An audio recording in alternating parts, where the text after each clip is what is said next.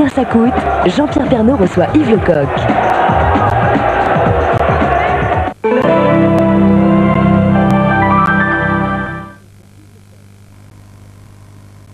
Dans le gâteau au chocolat Yabon, l'important est de ne pas céder à la tentation. La tentation de manger le tendre gâteau et le fin chocolat avant que le fin chocolat ait entièrement recouvert le tendre gâteau.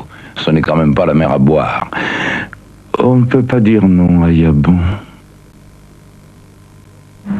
Stress, pollution, votre cuir chevelu est agressé, desséché, démangeaison.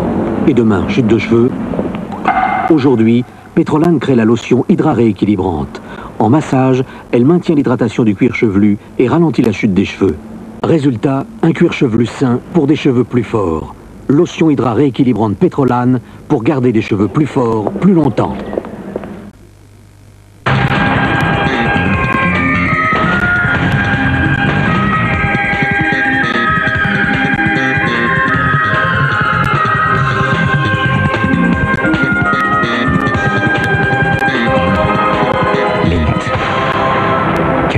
Finesse dans un monde de brut.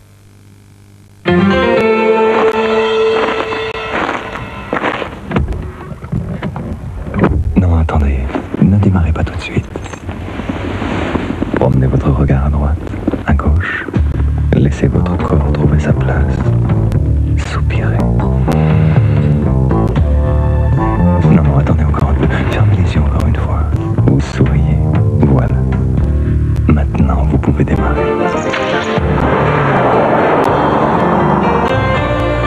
Safran, laissez le plaisir conduire. Parce qu'on a tous un peu de terroir en nous. Tiens, regarde. Terroir, la couleur, Fais attention. la tendresse, le goût du terroir. Terroir de Bridel, tant qu'il y aura du goût. À gauche, c'est votre café habituel. À droite, voici l'or de Maison du Café. L'or est sans doute le meilleur café du monde, mais c'est à vous de décider. L'or de Maison du Café. Plugins, branchez-le. Hé, ça marche. Branchez-le, branchez-le. Plugins, c'est facile. Plugins pour 30 jours de fraîcheur parfumée. Plugins. Branchez-le, branchez-le. Plugins, c'est simple à recharger. Plugins, respirez, c'est brise. Branchez-le.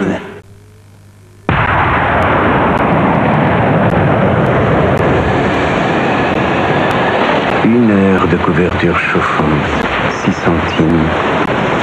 De toast, 4 centimes. Un jour de chauffage électrique, 20 francs. Une douche chaude, 90 centimes. 5 minutes de sèche-cheveux, 7 centimes. Une bouilloire électrique, 2 centimes. Une bouillabaisse au micro-ondes, 7 centimes. Une heure d'Anne Sinclair le dimanche soir, 6 centimes. Oh, qu'est-ce que je ne donnerais pas pour avoir une facture EDF à payer? L'électricité, profitons-en, n'en abusons pas. Se sentir libre.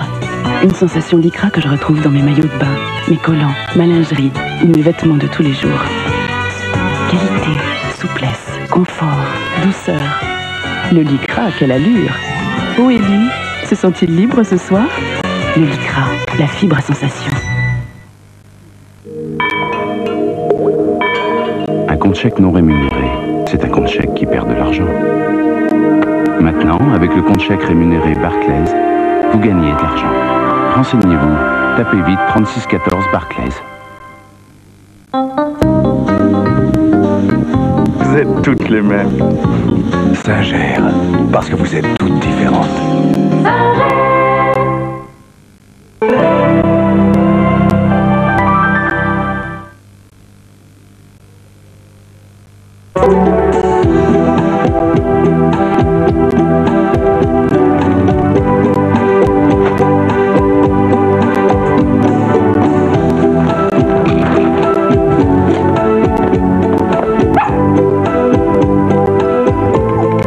Aimer, c'est aussi être responsable de ce qu'on aime.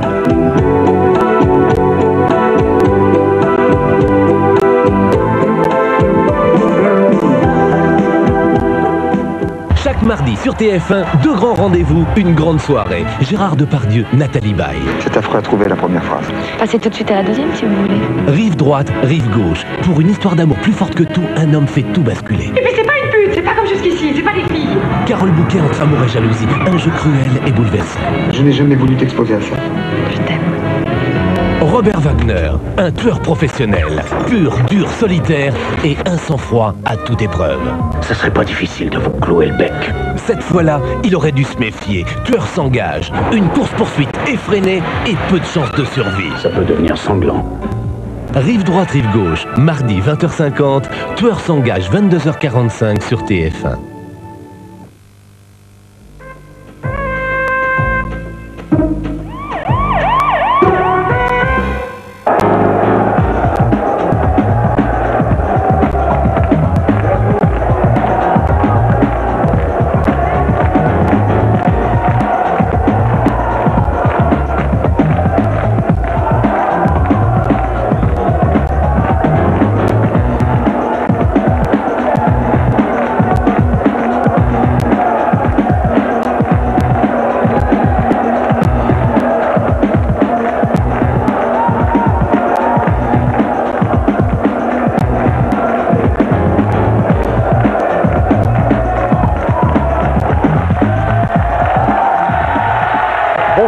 Bonsoir à toutes et à tous dans ce studio ou chez vous qui nous regardez en direct pour la 20e de Combien ça coûte. Bienvenue donc dans notre salle des coffres avec beaucoup de reportages comme d'habitude. Ils vont vous passionner, des reportages sur l'argent et un invité tout à fait exceptionnel.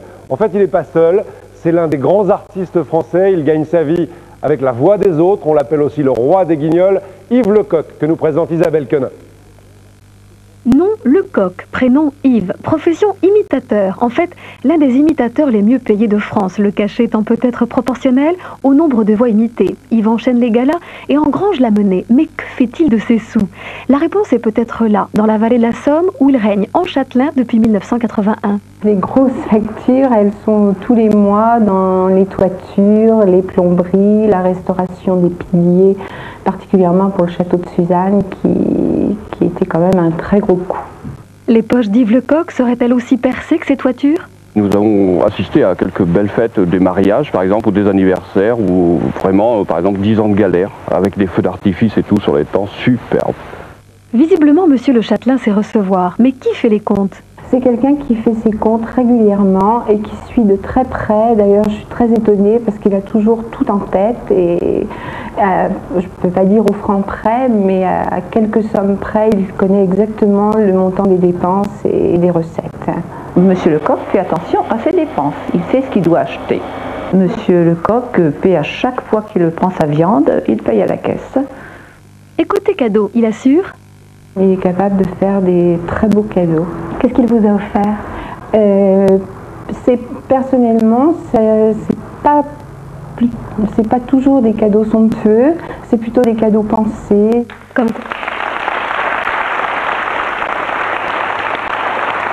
Voilà le portrait dressé par Isabelle Quenin de notre invité, Yves Lecoq. Il n'est pas encore là, mais il nous a envoyé un de ses amis d'abord. Oui, bien, je me propose de dire ce qu'elle a dit devant vous, cette magnifique montagne de fric qui régit le monde depuis des millions d'années. Voilà, je redescends maintenant pour explorer les fonds à la fois secrets et transparents de l'émission de Jean-Pierre Pernaut. Combien ça coûte? Et je dois dire que ça me coûte beaucoup de ramper de cette manière, mais de toute façon, je fais un métier en or, je ne m'en plains pas. Je remonte maintenant à la surface. Bonsoir à toutes et à tous. J'en ai perdu mon micro. Bravo. Je vous salue. Bonjour Yves Lecoq. Merci d'être avec nous. D'abord avec un petit coup de chapeau à Ushuaïa. Et vous pourriez venir comme ça avec combien de personnages? Combien de personnages de TF1? Tout TF1 réuni. Non, je pense que je pourrais en amener une centaine. Bon, on va peut-être en voir quelques-uns ce soir. Mais oui, peut-être si les questions s'y posent. Alors, oui, j'espère que oui. Vous allez nous parler d'argent. On a vu votre gardien dire que vous dépensiez facilement l'argent en faisant des fêtes somptueuses, c'est vrai? Non, il y a eu une fête, c'est vrai, tous les 10 ans pour l'anniversaire des travaux, et puis des mariages, mais ça c'est la famille qui finance les mariages. Et puis il y a eu, j'ai décidé de faire maintenant une fête par an pour les gens du métier que j'ai pas le temps de voir tout au long de l'année et que j'aime bien quand même réunir là-bas. Alors, ce qu'on retient de ce portrait aussi, c'est que vous connaissez l'argent. Votre secrétaire est surprise parce que vous savez ce que vous dépensez, vous savez ce que vous gagnez. On a parfois des tas d'invités qui viennent, ne connaissent pas l'argent. Vous? Alors non, ça, j'ai la notion de l'argent. Je ne suis pas comptable, je ne sais pas compter, mais j'aime regarder ce que je dépense et ce que je vais payer comme impôt. Surtout. Alors, oui, ça, les impôts, on en parlera. Ça vous plaît de payer des impôts, c'est ça? Ça y est, je m'y suis fait maintenant. Vous êtes Au habitué. début, c'est très difficile. Bon, vous allez devoir en payer peut-être un peu plus l'année prochaine, parce qu'à partir du 21 octobre, vous serez au Casino de Paris avec les Guignols sur scène. Yves Lecoq va plumer les stars avec les Guignols de Canal. Pour la première fois sur scène, Pour la première fois, les Guignols participent à l'un de mes spectacles. Et puis, bon, c'était normal puisqu'ils font partie de ma vie depuis maintenant 4 ou 5 ans. Alors, parmi les Guignols, il y a des politiques. Vous aimez Oui. les politiques? C'est pas l'essentiel du spectacle. Hein. Je crois que c'est plutôt un spectacle de music-hall, mais il y aura obligatoirement des têtes politiques qui vont être un peu brocardées. En ce moment, bon, on pense avec les Guignols, on pense au duo Giscard-Chirac. Mais enfin, Valérie, le monsieur te demande combien tu gagnes. Mais écoutez, je ne suis pas chaud. Enfin, cette espèce de dualité de Chirac qui veut faire passer Giscard pour un vieux gaga, qui est assez rigolote et qui est l'esprit des Guignols. Tout à fait. Alors, dans la première de Combien ça coûte, c'est aujourd'hui la 20e, dans la première, nous étions allés pour le premier reportage à l'Assemblée pour demander aux députés s'ils connaissaient tout simplement le prix du pain. À votre avis, ils ne le connaissaient pas? Ils ne le connaissaient pas, non? Vous savez le prix d'une baguette? Pas. Moi, je serais incapable de dire un prix exact. Bon, alors... Non, je trouve que le pain est beaucoup trop cher pour tous les malheureux qui ont besoin de manger. Et je vais demander à l'abbé Pierre qui vous dirait que le pain, de toute façon, devrait être gratuit. Voilà, c'est tout ce que je peux dire. Et regardons un peu ce que pensent nos amis députés, car j'ai moi-même été député il y a quelques années. Mais enfin, je ne veux pas raconter ma vie ce soir. Allez, on regarde. Est-ce que si les députés cette année connaissent le prix d'une baguette, ils n'ont pas fait de progrès du tout? Je crois que les baguettes de pain, ça doit faire 3 francs 30 parce qu'en la famille on en prend 3 et ça nous fait un peu plus de 10 francs. Alors ça doit varier entre 320 et 340. Ça doit être dans les 4 francs 50 ou 5 francs. Dans les 2 francs 50. Un pain de campagne, une baguette non parce que j'en achète pas, mais un pain de campagne, ça vaut 6 francs. Je ne mange pas de pain. Ça dépend le poids de la baguette, autour de 6 francs à peu près. Ça varie d'une boulangerie à l'autre, parce que selon la qualité du pain. Une baguette de pain, ça doit être 5 francs, entre 5 et 6 francs, hein, quelque chose comme ça. Je rappelle que le prix du pain n'est plus un prix administré. Voilà, c'était la bonne réponse. Bravo à Monsieur Auroux. Bravo. Voilà. Il m'est arrivé d'acheter une baguette il n'y a pas très longtemps, mais j'aurais été incapable de donner le prix exact. Bah, le prix, en gros, c'est 3 francs 50, 3 francs 60 selon les boulangeries.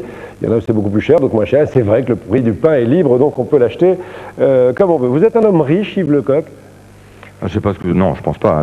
La richesse, pour moi, c'est pas personnifié par la vie que je mène. Et simplement, je crois, j'ai l'aisance de pouvoir mener la vie que j'ai envie de mener, ce qui est déjà beaucoup. C'est une forme de richesse. Je suis assez libre vis-à-vis de ça, mais je me considère pas comme quelqu'un de riche. Ou alors, c'est sans le savoir. Parce que quand on a ce genre de château que vous avez montré au début de l'émission, je crois qu'on ne peut plus contrôler. Je veux dire, tout passe là-dedans, donc vous n'avez plus le loisir de dépenser votre argent comme vous le souhaitez. Alors la vie de château, on en reparlera dans un instant. Ce sera l'un des reportages de Combien ça coûte. On regarde le sommaire avec Isabelle Quenin. Un petit peu de pub pour gagner notre vie et on se retrouve juste après. Fourrière, l'État n'a pas les 2 pieds dans le même sabot. Tout se négocie, une histoire de sous et de dessous. Le Sénat, un hôtel 5 étoiles pour quelques privilégiés. L'arnaque sur catalogue ou les pièges de la vente par correspondance. Géothermie, à Fontainebleau, on a coupé le robinet d'eau chaude, gare au débit.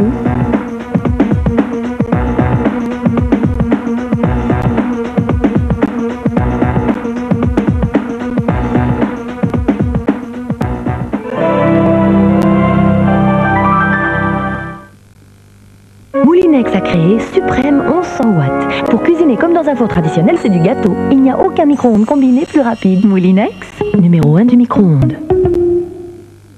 Coucou! Moulinex a inventé Super Trio. Enfin un aspirateur laveur shampooineur avec accès direct au bac. Et ça, c'est pratique. Et ça, c'est rien. Il est aussi efficace sur moquette que sur carrelage. Moulinex, l'essence de l'essentiel.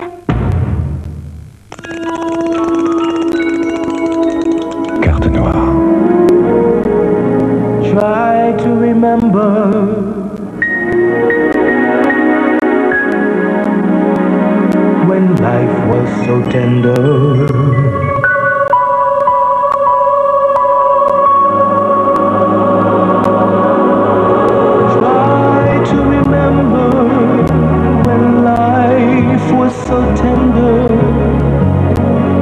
Carte noire, un café nommé Désir.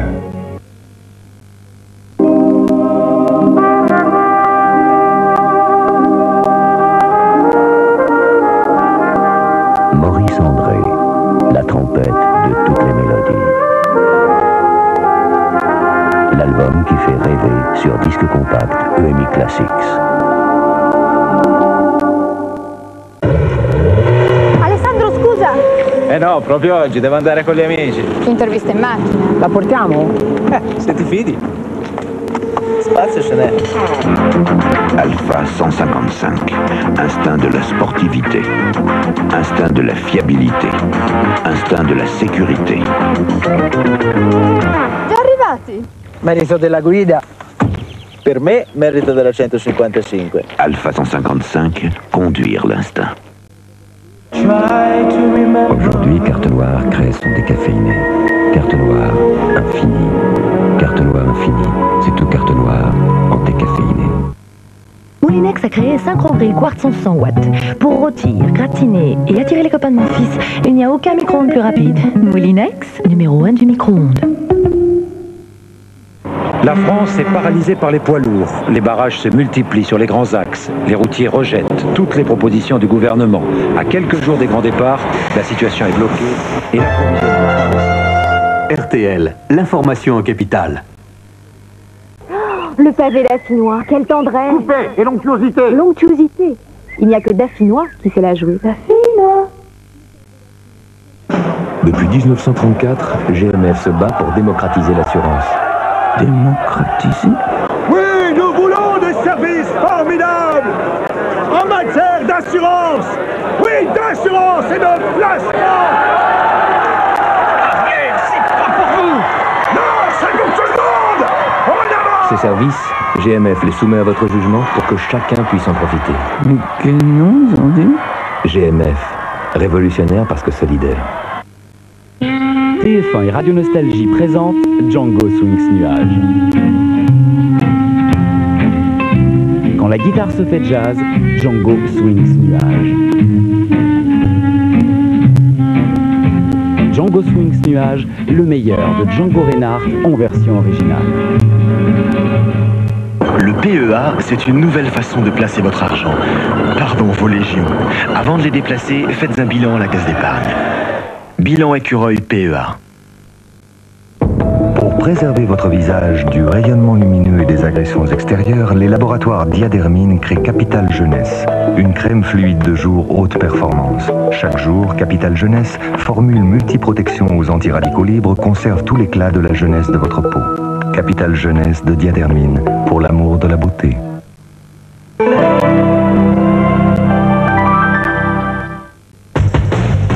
Nous allons retrouver, mesdames, messieurs, madame Paulet et monsieur Lavergne.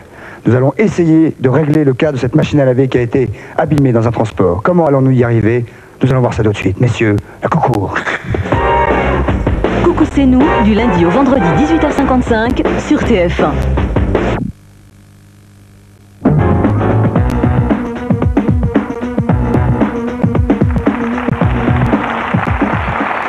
Voilà, avant de retrouver Christophe de Chavannes dans Coucou c'est nous, ce sera demain à 18h55. On se retrouve nous avec Yves Lecoq en direct pour Combien ça coûte. On va parler de la vie de château, on va parler des publicités mensongères et des gens qui se font arnaquer, publicités parues dans la presse ou distribuées dans les boîtes aux lettres. On parlera des fourrières de vos voitures, etc. Et comme nous sommes en direct, si vous voulez vous poser des questions à Yves Lecoq, des questions très précises, n'hésitez pas, vous pouvez le faire, vous pouvez participer à cette émission en appelant tout de suite et pendant toute la durée de cette émission le 3615 par Minitel, 3615 code TF1, dans la rubrique Combien ça coûte. Vous écrivez votre nom, votre question, et on la posera peut-être à l'antenne à Yves Lecoq. Donc, Yves, un artiste qui possède des châteaux, c'est suffisamment rare. Je dis des parce que tout à l'heure on a vu le château de Suzanne dans la Somme, mais il y en a un autre. Et un deuxième, oui. Qui est où? Il est dans l'Ardèche. C'est un grand château, un petit château? C'est un complètement différent de Suzanne, c'est un château fort du XIIIe siècle, qui est assez grand aussi, mais qui est plus rustique que Suzanne. Alors d'où vient cette envie d'avoir des châteaux, de dépenser votre argent, une bonne partie de votre argent là-dedans? Ça vient d'abord parce que j'aime la pierre, j'aime la campagne et j'aime les antiquités. Donc tout ça, ça se réunit assez bien dans un château. Et en Vous avez été antiquaire? J'étais antiquaire. Je suis d'une famille antiquaire, je l'ai été avant de faire ce métier. Et en plus, j'ai trouvé qu'avec les châteaux qui sont classés monuments historiques, on avait une bonne raison de payer moins d'impôts. Donc c'est un peu aussi le côté pratique qui m'intéresse là-dedans. Il y a des déductions fiscales? Déductions fiscales, à partir du moment où votre château est ouvert aux visites, ça devient intéressant. Vous nous en direz plus dans un instant. Je propose de découvrir, certains d'entre vous ont peut-être rêvé un jour de vivre dans un château, de vivre comme les princes d'antan dans une demeure du 16e, du 17e, du 13e, pourquoi pas. Regardez l'histoire d'un couple qui a acheté un château au sud de la Gascogne, à une trentaine de kilomètres de Toulouse.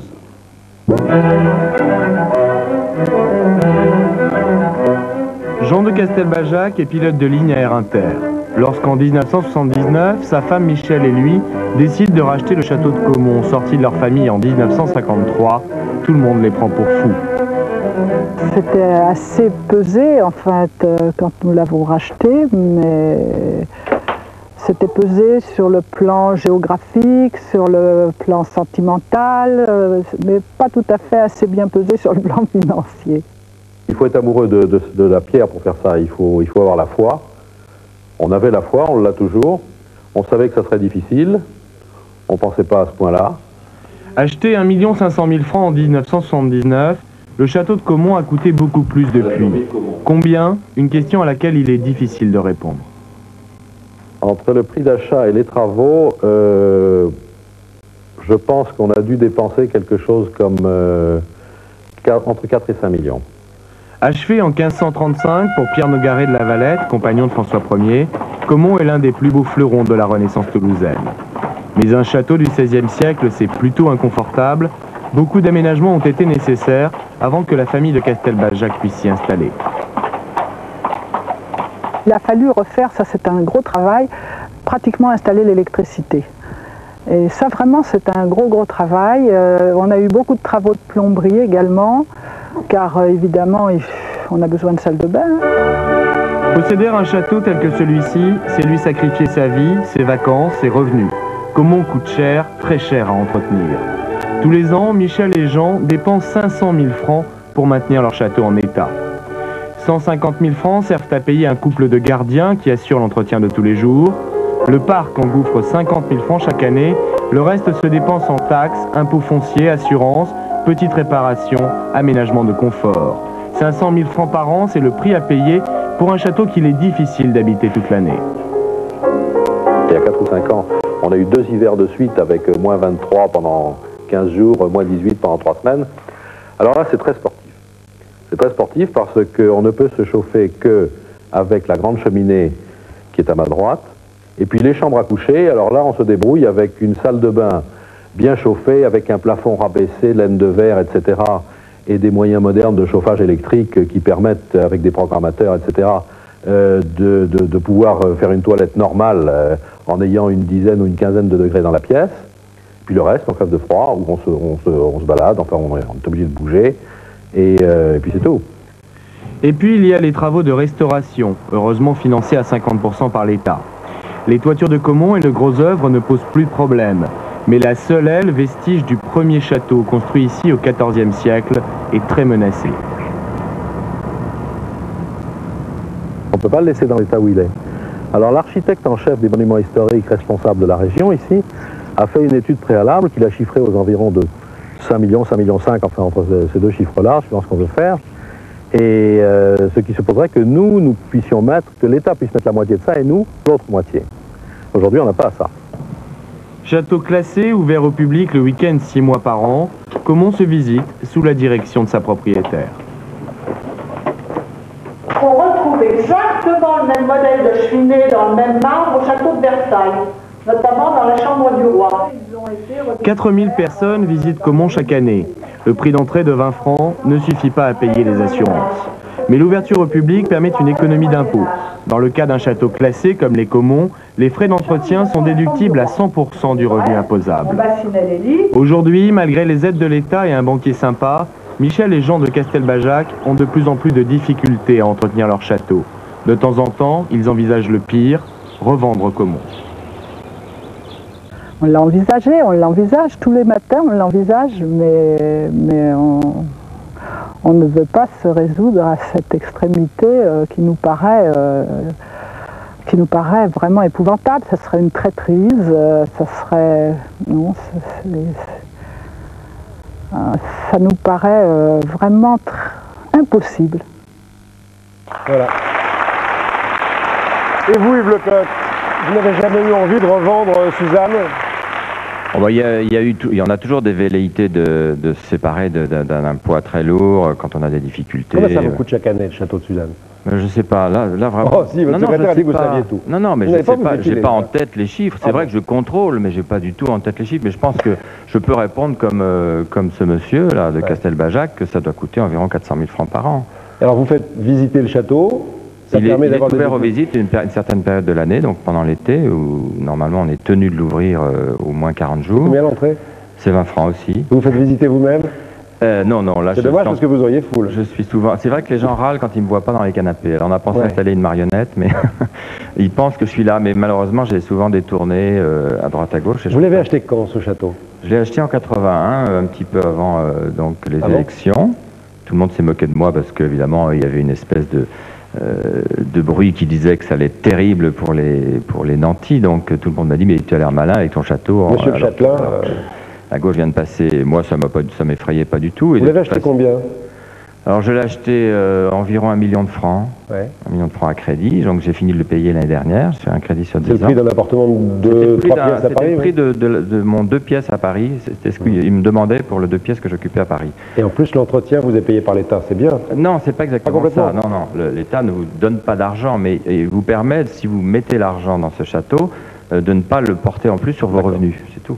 Déjà beaucoup parce que ça vous fait payer moins d'impôts. Yves, vous en avez déjà 2, mais si vous voulez un 3e et un 4e, on va retrouver Isabelle Quenin, qu'on verra plusieurs fois dans cette émission pour nous donner des petites informations. Là, elle a feuilleté les petites annonces. Si ça vous dit d'acheter un château, elle va nous donner des renseignements. Isabelle? Il y a 2500 châteaux privés classés en France et chaque année, il y en a 80 qui changent de propriétaire. Alors pour vous deux, j'ai dressé en quelque sorte un hit-parade de l'immobilier, les 5 régions où l'on vend chaque année le plus de châteaux. En tête de liste, l'Île-de-France, suivi de la Normandie, suivi de la Touraine, Bretagne-Anjou, la Bourgogne, et sans oublier un petit outsider dont on entend beaucoup parler en ce moment, c'est le Périgord, et plus spécialement le Périgord noir, parce que c'est là que j'ai trouvé les 2 châteaux dont je vais vous parler ce soir. Et Yves, si vous voulez ajouter un 3e château à votre blason, pourquoi ne pas vous laisser tenter par le premier, qui date du XIIIe siècle, qui est en parfait état, 400 mètres carrés habitables. Parmi ses anciens propriétaires, on compte Monsieur de la Bruyère soi-même. 400 mètres carrés habitables pour 5,5 millions, ce qui nous fait le mètre carré château à 13 000 francs. Le 2e château, toujours en plein cœur du Périgord noir, à quelques kilomètres de Sarlat, là il est carrément en nettement moins bon état, mais il ne coûte que 2 822 francs le mètre carré. Vous avez donc un prix de 3,5 millions pour 1040 mètres carrés de terrain. Alors si vous trouvez que les châteaux c'est quand même très cher à acheter et puis surtout à restaurer, vous pouvez vous offrir un coup de folie. Versailles pour vous et pour un soir. Par exemple, l'orangerie à louer pour une soirée, 1200 personnes. Minimum, c'est 350 000 francs. Si vous trouvez ça pas assez intime, j'ai la salle des croisades à 300 000 francs. Et si vous voulez en plus, pour faire la fête, ajouter les grandes eaux et puis un feu d'artifice, là pour 20 minutes de spectacle, ce sera 120 000 francs hors taxe. C'est cher, mais c'est Versailles. Merci Isabelle pour tous ces renseignements. Ça vous dit d'en racheter un 3e? Non, pour l'instant, j'y pense pas. Déjà, j'ai de quoi faire avec le second qui est en moins bon état que Suzanne. On regarde une question. Je dis pas que ça s'arrêtait là. Hein. On regarde une question posée par un téléspectateur sur Minitel. Est-ce que vous êtes prêt à payer pour un week-end avec Isabelle? De Roger de Nîmes. Réponse. Est-ce que vous êtes prêt à payer pour c'est des questions à vous? Mais oui. Ben, j'espère qu'elle va pas me faire payer pour ça. Bon, ben vous vous arrangerez après l'émission. Qu'est-ce que c'est que ces questions que vous posez? Non, mais je l'invite au château, c'est bien, non? Bon, donc moi je suis trop là finalement, je vais m'en aller. Bon, allez, on change de sujet. Vous payez vos PV? Ah oui, je paye. Oui. Vous en avez beaucoup? Non, je fais attention, mais je paye aussi ceux de mes collaborateurs et c'est ça qui fait un peu monter l'addition. Ouais, vous adorez la voiture, vous roulez vite en voiture? J'ai longtemps vécu dans les voitures quand je faisais mes tournées et puis bon, je peux pas m'en passer, j'aime rouler vite, oui. Donc il peut m'arriver d'avoir quelques quelques PV aussi d'excès de vitesse. Ça vous est déjà arrivé de vous faire piéger par la fourrière à Paris? Oui, ça m'est arrivé, bien sûr. Oui. C'est pas marrant, alors maintenant je fais très attention. Alors la fourrière, il y a 500 enlèvements par jour à Paris. C'est quelque chose d'énorme et ça va très très vite. Regardez. À moins d'user de certains privilèges pour stationner n'importe où, il devient difficile de passer au travers des mailles du filet de la fourrière. Chaque jour, et pour la seule ville de Paris, près de 500 véhicules sont régulièrement enlevés au motif d'un stationnement irrégulier ou dangereux. Prix du PV, 450 francs. Temps moyen pour procéder à l'enlèvement, entre 4 et 5 minutes. C'est pas possible qu'en 5 minutes, on enlève une voiture. Ça peut arriver à tout le monde d'avoir quelque chose à déposer, de ne pas trouver de place dans l'immédiat, de laisser sa voiture pour 5 minutes. Hélas, la rentabilité est de rigueur, ce qui explique la rapidité des interventions. Depuis 1974, ce sont en effet 7 sociétés privées qui sont chargées de procéder aux enlèvements. Choisies par appel d'offres et liées par contrat de 3 ans, elles sont rétribuées à environ 200 francs par voiture. Un seul objectif, faire le maximum de chiffres et donc d'enlèvements. Dans la pratique, les sociétés concessionnaires font chacune une bonne cinquantaine de voitures par jour, soit un chiffre d'affaires quotidien de plus de 10 000 francs.